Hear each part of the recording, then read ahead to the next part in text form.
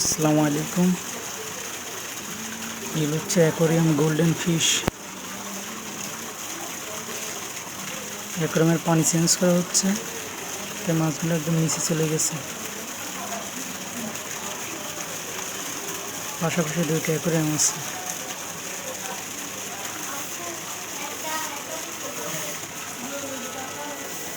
মাছগুলো আমি নিজে হাতে ছাড়ছিলাম। এটা আমাদের অফিসের অ্যাকোয়ারিয়াম। তো যখন ছাড়ছিলাম তখন ছোট ছিল, একেবারে ছোট, 1.5 ইঞ্চি 2 ইঞ্চি মতন সাইজ ছিল। এখন অনেক বড় বড় হয়ে গেছে।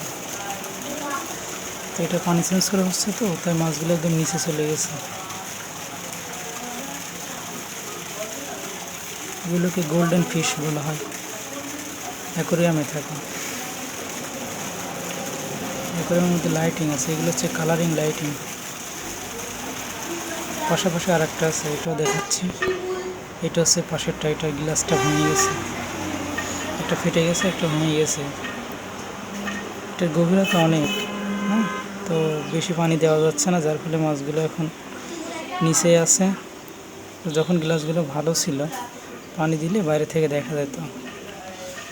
যাই হোক, রোডের ভাইব্রেশন জার্কিংয়ের কারণে, যে কারণে গ্লাস একটা ফেটে গেছে আর একটা ফুল ভেঙে গেছে। আর ওই পাশের যেটা দেখলাম পানি নাই, ওইটারও গ্লাস ফেটে গেছে। এখন দুইটা অ্যাকোয়ারিয়ামের গ্লাসই পাল্টাতে হবে।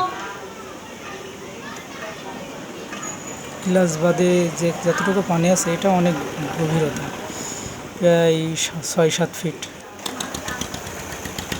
এটা হচ্ছে পাশেরটা, যেটা একটু আগে দেখলাম পানি ছিল না। বেশি পানি দেওয়া হচ্ছে না, বেশি পানি দিলে গ্লাসটা আবার ভেঙে যেতে পারে, যেহেতু ফেটে গেছে। তো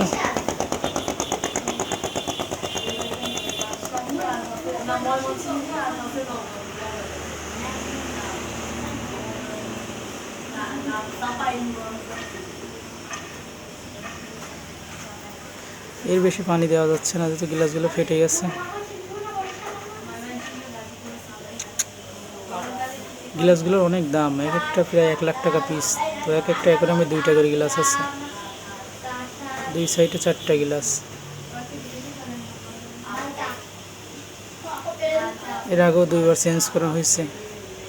পানির অনেক প্রেশার, আর রোডের সঙ্গে, তো রোডের জার্কিংয়ের কারণে গ্লাসগুলো ঠিক নেই।